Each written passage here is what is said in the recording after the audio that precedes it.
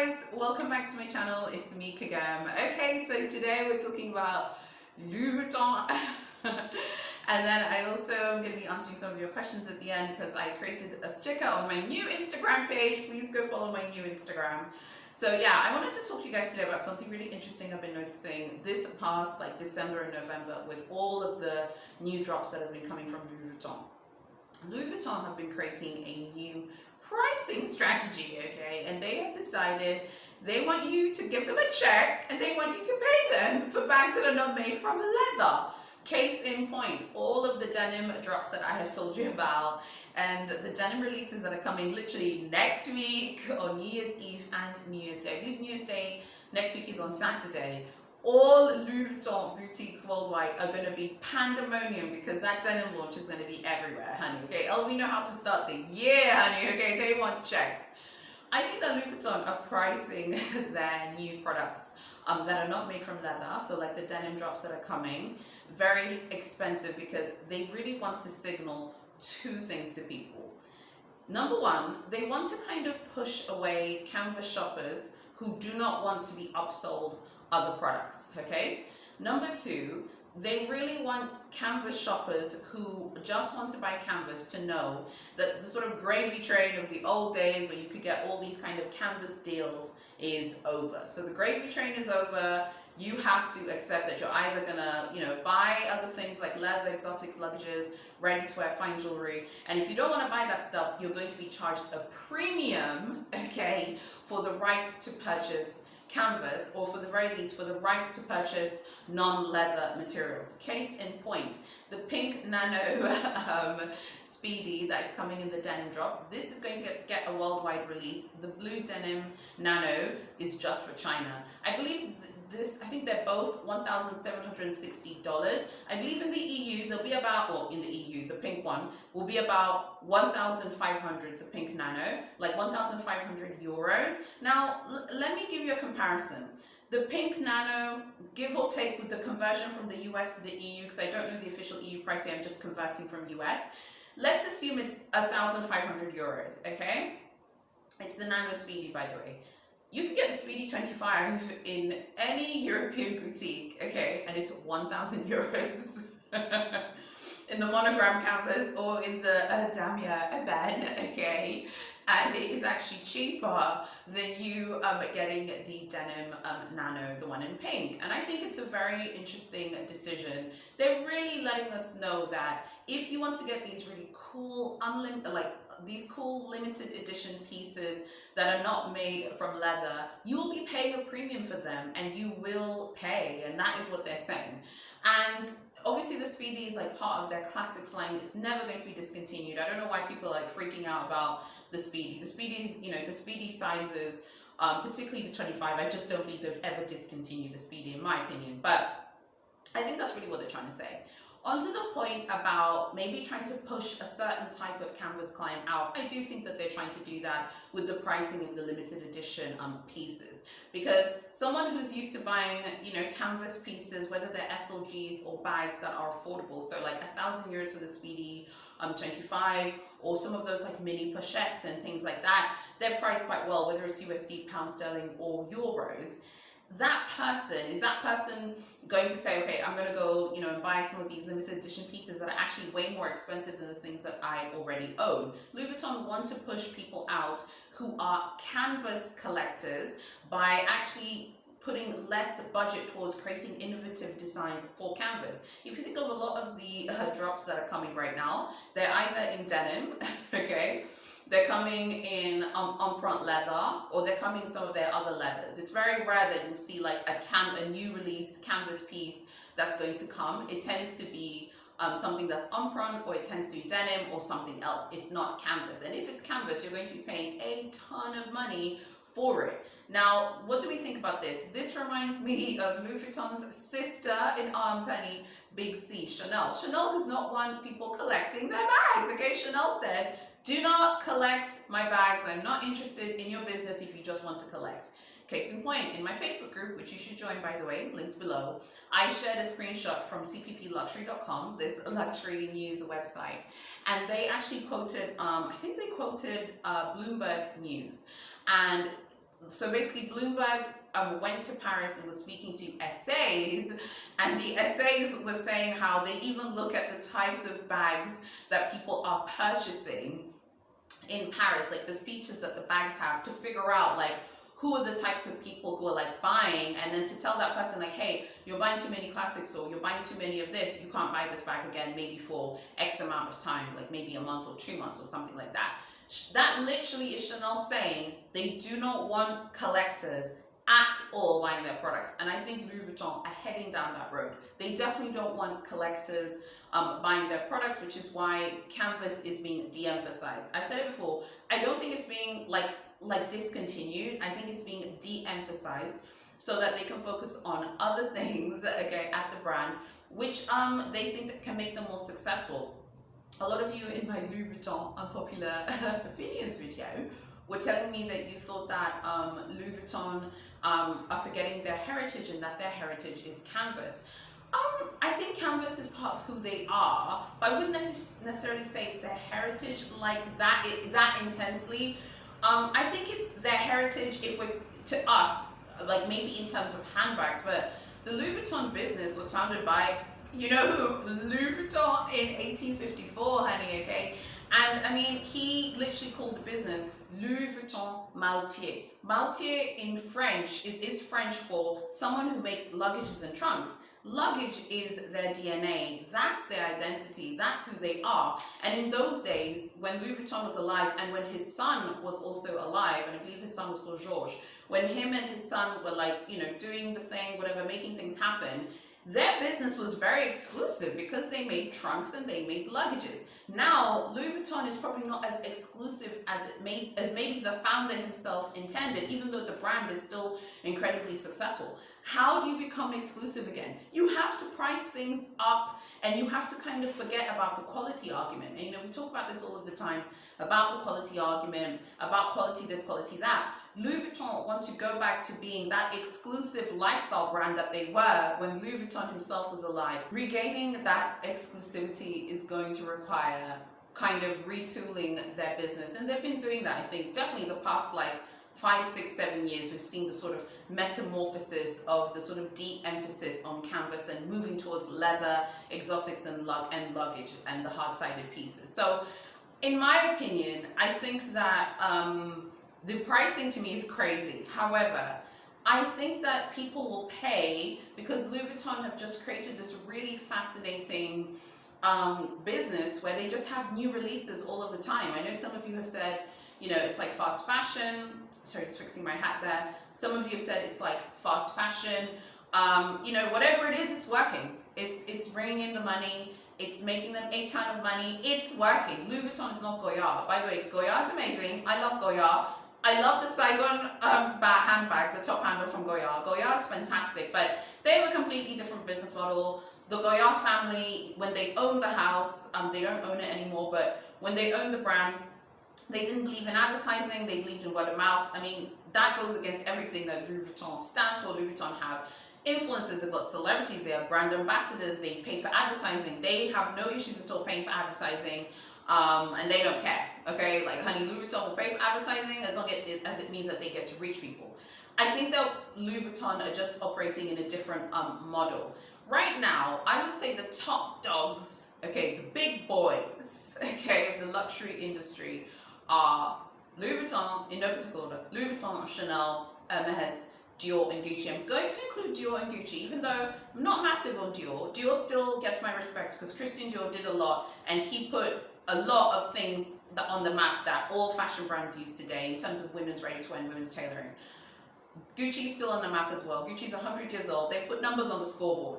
They're the 5 brands I would say are on the big boy table. They're the top dogs. However, let's put Dior and Gucci to the side for a second. I would say that the top 3 French houses, by sheer popularity, doesn't necessarily mean we think they're the best, okay? That's not what I'm saying. Louis Vuitton, Chanel, and Hermes, by sheer popularity and social media intensity, those are the top 3 brands that are putting numbers on the scoreboard and that people are really excited about. But each of them have their own issues. Each of them have their own cross to bear. And at the end of the day, Louis Vuitton's cross to bear is that Louis Vuitton is not exclusive anymore. When Louis Vuitton was alive in 1854, doing his thing, creating his business. That was the whole point, was that it was going to be an exclusive luggage business. It was for people who were very wealthy, who could afford trunks and luggages. Today, obviously the luggage business is very much a niche part of their business. But there's still people who get custom luggage pieces ordered. There's still people who do that. Louis Vuitton's issue today, I don't know what's wrong with the Santa hat today, but Louis Vuitton's issue today is being exclusive.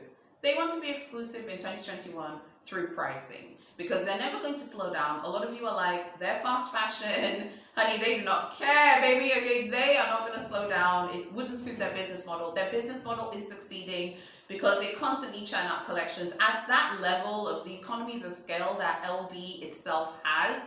They could, if the denim collection is a flop, honey, it's not going to make a dent financially. It's not going to affect them one bit, because they know next week they've got more products. They know the week after that they've got more releases on the menswear side or whatever. They're constantly releasing products, so it doesn't affect them if one line flops, or frankly two lines flop. It doesn't matter, because they know they have things backed up.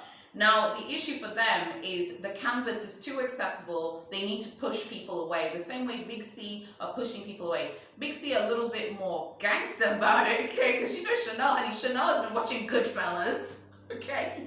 Chanel executives have been watching The Godfather, baby. Like, they've been watching mafia mob movies, okay? Because they are operating like luxury mafia. It's really interesting to watch.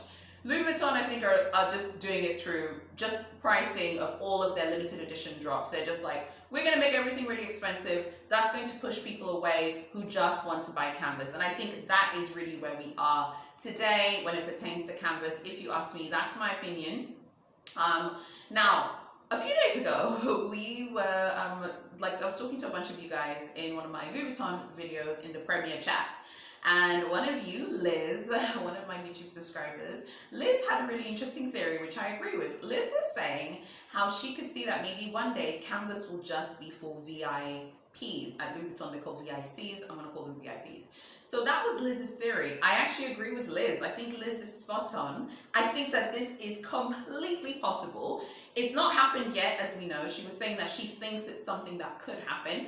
I can see it happening too, 100%. I mean, what's so like, it's not far-fetched at all, and she's completely right. I mean, for example, 10, 15 years ago, would you have said that Louis Vuitton will be focusing on just leather, just exotics and just hard-sided pieces and start to de-emphasize canvas? We probably never would have thought that, and yet it's now happening.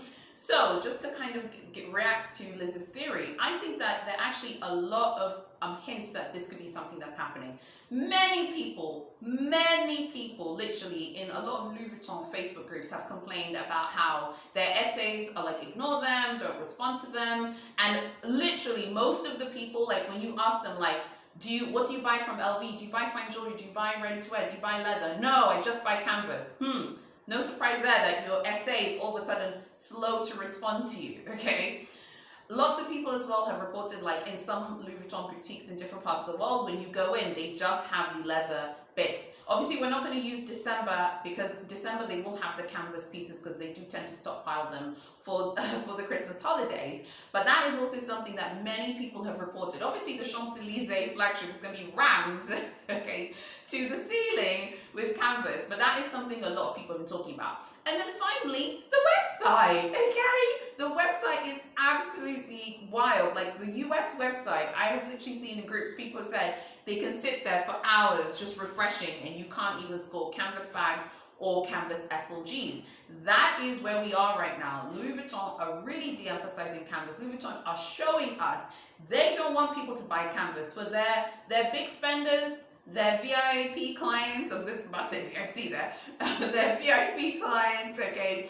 And those of you who are grandfathered with a great relationship, maybe you're not a VIP, but you're someone with a great relationship, you are going to be able to get the canvas pieces you want because you have a CA. You're not the same as someone who's just walking in, has a relationship and wants to buy a Speedy 25, you know, off the shelf, you know, in Damier Ebene, in a really competitive boutique where those Speedy 25s don't even hit the shelves and they don't even stay in stock, or Almas that don't even stay in stock. Like the Alma BB on the US website, I can literally tell you, whenever I go on the US site just to see if the Alma BB is in stock, it's never in stock. On the EU side, it's always in stock basically on certain times.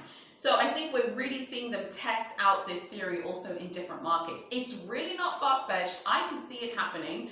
And I think also from what Liz was saying as well, it's not even just necessarily that it's not to say that they would make it just for VICs and big spenders, but they'll definitely make it way easier for big spenders and VIP clients to get those canvas pieces. Because if you think about it, let's think of a really hard to get canvas piece.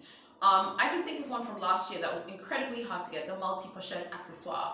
That was very hard to get in canvas. Like, many people were trying to score that. If you're someone who spends a lot of money at Louis Vuitton, you are going to get that. Hey, I need that. I need it right now. Okay, you're going to get it right now. If you're someone who thought you're just going to walk into a very popular LV store that has a lot of foot traffic and you're going to get that in canvas, like, you know, you're just up there with Jupiter and Saturn in a spaceship, okay? You're not on planet Earth, and this is what's happening on planet Earth. Something else that I think that Louis Vuitton are trying to do with these new prices that are very expensive is they really want to also get rid of the people who are whinging and moaning all the time and the complainers, okay?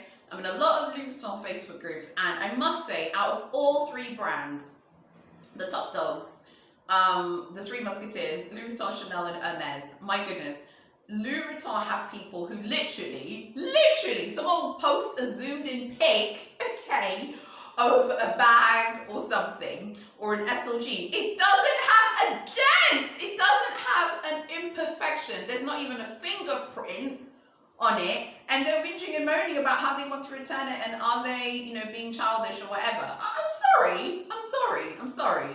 But LV knows about those of you who are going a little bit too far with wanting something that's completely perfect, and LV knows about you, honey. LV doesn't want to deal with that no more, honey. LV is like, listen, okay, you guys are whinging and moaning a bit too much. Let's make things really expensive so the people who are really nitpicking, I'm talking about nitpicking. I'm not saying if there's something that's blatantly wrong with the item, don't get me wrong. And by the way, I love the Dauphine.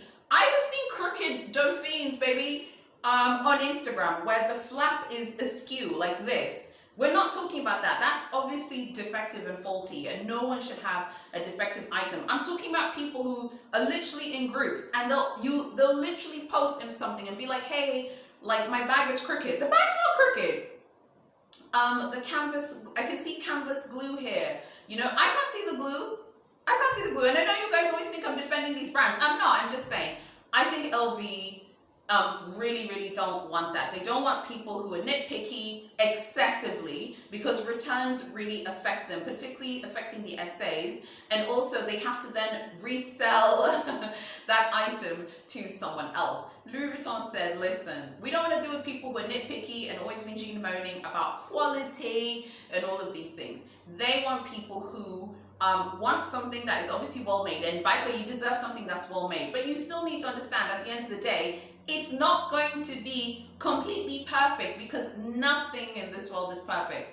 I always tell you guys, I think that the product should be extremely well made, and it should be uniform, okay, and it should be completely brand new. But I don't know if I expect total perfection. I know I don't. I must say, and I am fair, like, if someone's like trendy flap is crooked, I've seen that in a lot of Chanel groups, where someone will post a trendy. There's actually a group, like another Chanel group I'm in, where someone posted like a 22C, I'm not going to repost their picture, a 22C light green, that avocado green trendy, and the flap was crooked. I mean, as someone who loves the trendy, honey, and someone who loves the Dauphine, like, yes, you better believe that I want a trendy and a Dauphine that's completely straight. And you know, you deserve that. But I don't think it's fair to be that person who's like constantly shopping, maybe from Louis Vuitton or Chanel, and nitpicking every single thing. I do think that the pricing is meant to push people away who are very demanding. And I think Louis Vuitton are done with that. Louis Vuitton don't really care about quality so much as they care about branding, like their sister Chanel. And I really think that's where we are. And to Liz's point about VIPs and big spenders, I definitely could see that happening for those like really coveted pieces. I think next year we're getting the Louis Vuitton and Nike collab. You better believe VIPs and big spenders are going to get the first look at that, and then everyone else will have to, you know, fight it out with their CAs and hopefully they'll hit the shop floor. That collection is probably not going to hit the shop floor, to be fair. It's not going to hit the shop floor. And I think that's where we're headed now, because we're heading into the sort of VIP culture that Louis Vuitton is part of, and I think that's what they want to be doing. They want this brand to be super exclusive again. They're going to do it with very expensive pricing, pushing people who are canvas collectors away, and making sure that VIPs and big spenders get offered things first. Okay, so I asked a few of you guys who are following me on my new luxury Instagram, please go follow it, it's up here, okay? I asked you guys to tell me some of the annoying things that luxury creators, luxury influencers do. Please tell me so I make sure I don't do it as well, because I don't want to annoy you guys. So the first comment was from Yoshiko. Yoshiko said, rave about a bag that they like and then we never see it again. Lol. Okay, Yoshiko, you're spot on. You're absolutely. When I saw this, I was like, Yoshiko's completely right, because you see that on a lot of pages. Like, someone will buy a bag and it's like, oh my god, it's amazing, it's amazing, amazing. And the next thing you know, you go check their Instagram stories. I can think of two influencers in particular that I follow who do this a lot. Like, they buy something and then it's on their Instagram stories, they're trying to sell it to their followers and stuff. Yeah, you're completely spot on. I have to say, I can't defend anyone in the luxury community for that. I do think the whole buying to return is getting excessive. I also think buying, keeping it in your collection, using it, reselling it to fund new purchases, I also think that's a little bit much. And yeah, it's not completely truthful in terms of whether the person really likes the bag, or because they buy it, they keep it, and then all of a sudden you never see it again. That happens with a lot of luxury influencers, I have to agree. Tanya said, not showing items properly when window shopping. Okay, I think you're right as well, Tanya. Although I must say, just to defend luxury creators here, I think a lot of luxury YouTubers, when they're doing those types of shopping vlogs, when they're showing items, I think they get really, really, really nervous, and I think for obvious reasons. And I've told you guys as well, I don't know, for some reason I wouldn't have an issue doing it in a shop like Zara. I watch a lot of Zara shopping vlogs, and Zara doesn't seem like they care. I see tons of them, and those are obviously not luxury, but I feel like the luxury shopping videos, I feel like they're so hard to do just because there's so much security. And I think a lot of vloggers and YouTubers, when they do those vlogs, unless they have a connection with an SA, or unless they're a VIP, and there are a lot, by the way, there are a lot of VIP luxury YouTubers who are VIPs in their own right, unless they have a connection with an SA, it's actually really, really hard to film those vlogs. But I know what you're talking about, because sometimes you watch a vlog and then they'll just quickly show it, they'll quickly show it, quickly show it. But whereas if someone is a VIP, or they're a big spender, or they have a good relationship with their SA, they can really show the item much easier. Okay, the next point was from Roman. Roman said the baddie on a budget channels, those channels that, they promote counterfeits. Oh my god, I am so against. I can't even say the R word, because you could really even get your channel flagged. You know me, I'm so sensitive, but I like to keep things PG here. And no, not the scary R word, the political one. The R word when it pertains to counterfeits. I am not a fan of those pages. I know that they serve a purpose. I know that people who want the look for less. I still say that you can actually just go to Zara and ASOS and get their own original designs. ASOS have their own ASOS design line. They've got handbags you can get for 20 quid in the UK, and it's their own original design. It's not a designer dupe or anything like that. I would just rather go to Zara or H&M and get something which is affordable and small. I don't see an issue with that, but I do think that people look down on fast fashion designs, so people want to get those counterfeits. I do not see the point of counterfeits. I think you either just buy something that you can afford, that you like, that is a fast fashion, high street option, or you go get the real thing. I don't like those baddie on a budget pages, and it's no disrespect if you watch those baddie on a budget pages, knock yourself out, honey, okay, go do what you want to do, but that just goes against everything that I believe in. I just don't believe in buying fakes. I don't believe in counterfeits, and I can assure you anything that I show on my channel is 100% real. I don't agree with that stuff at all. The next one is also from Roman. Roman says that some people get caught up in the product and they don't give their real opinion on it. Yeah, I agree with you on this 100%. I think again the problem is some influencers are frightened about ruining business opportunities if they give a very critical opinion. And I can tell you right now, like as someone who works in marketing, if you are an influencer and you give an honest review of a brand, trust me, that brand will never cut you a check again. Let me tell you, honey, okay, because I know from behind the scenes, okay, trust me, okay. As some of you know, I used to do a lot of behind the scenes influencer marketing stuff for brands before. I stopped doing that now. I do other types of digital marketing, but from that time, any influencer who gives a honest opinion, baby, let me tell you, honey, you are not going to get called back. You're not going to get a check, okay. So that is why a lot of them are afraid of giving their opinion, for sure. The next one is from Holly. Holly talks about sponsorship, okay, and repeated sponsorship and like constantly going over and over again, like the sponsorship, like, you know, repeating things as if we've never heard it before. Listen, Holly, you are spot on, okay, but let me tell you something. Those are the companies that will cut a check, okay? A lot of brands, for some reason, don't really pay and don't want to pay. Like brands will contact you, and I get this all the time, and they'll be like, you know, they want you to shout you out. They want you to shout them out in the video, and they'll give you an affiliate link, but they don't want to pay you for your time. Well, I'm sorry, but you know, like Jay-Z said, I'm a businessman, so I understand the value of my time, and I understand the value not necessarily just of like what I do, but I understand the value of the time that my videos take to make. Even just these ones where I'm standing prattling away, I do need to research them and take time. Like I think it's fair to be paid a fee. So what you're seeing with those repeated sponsorships, Holly, is it's the same brands that will pay. So it's a tough situation because I'm sure many luxury pages would love to have different brands sponsor them, but a lot of brands don't want to pay. Very few will pay. So you're kind of stuck in that situation where you have to take the sponsorship, you know. And I know that YouTubers were always saying like, oh, I'd only take something I believe in. I seriously will only take something I believe in, but I will only work with a brand that values me and my time.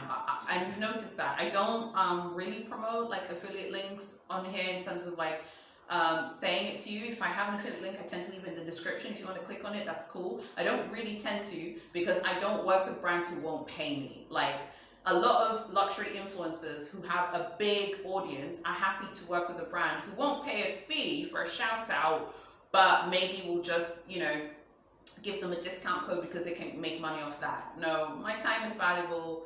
I'm valuable. I'm worth being paid. So if I'm not meant to get a sponsorship on my terms, I'm cool with that. There are other luxury influencers, you know, who do this because it's their career. It's really obvious when it's someone's job because they're always doing sponsorships. They're always telling you guys about discount codes. Yes, I'm going to talk about discount codes on Sunday. No, none of them will be sponsored, honey, okay? Because your girl doesn't have this yet. But you can always tell when it's like someone's job, you know, and in which case, the people who do it as a job, I just say, you know, just let them do the repeated sponsorships, you get me? Because like, it's so hard. Very few brands want to pay, and that's really the bottom line. Thank you so much, you guys, for asking me those questions, and thank you so much those of you who answered the sticker and for following me on my new Instagram. Please go follow my new Instagram because my High Glamours on Instagram is going to revert to be my personal Instagram again, so I'll be posting personal pics. Going to Paris soon. So for example, I'll be posting personal pictures on there, not luxury fashion pictures. If you want to see luxury fashion stuff, go follow my luxury fashion Instagram. It is linked below. Please go follow me on TikTok as well. And go join the Facebook group, okay? Want to see more of you in the group. It's really popping, it's lit there. It's like a luxury country club, as I say. I'd love to see you guys there. Don't be shy. Just go join us, okay? Go join us in the group as well. And go follow my luxury Instagram, okay? For the love of God, go follow me there. Because honestly, like my personal Instagram, I'm going to be reposting now personal stuff, which I feel like might be kind of boring. And also, I'm going to be posting a lot of Jesus stuff because it is Christmas, okay? So I'll be posting my Jesus stuff on my personal page. And I'll be going to Paris. I will be taking pictures of churches and things like that. So if you don't want to see my Jesus stuff, please go onto my luxury Instagram. I think you got the picture. Go follow me there. go join the Facebook group. This is the last video when I'm wearing the hat. It's going away now. I've been having so much fun wearing it. Actually, when I was filming this video, Edwin came into the room and he was making me laugh. He was cracking jokes and he was like, oh my god, are you going to keep wearing the hat? I'm like, it's done. Okay. You guys, thank you so much for supporting my videos. We have one more week to go of Vlogmas and then we're done. I really hope you like what I'm doing. I hope you would consider subscribing and hitting notifications so you don't miss any of my videos. And yeah, I'll see you guys, on Boxing Day in my next video.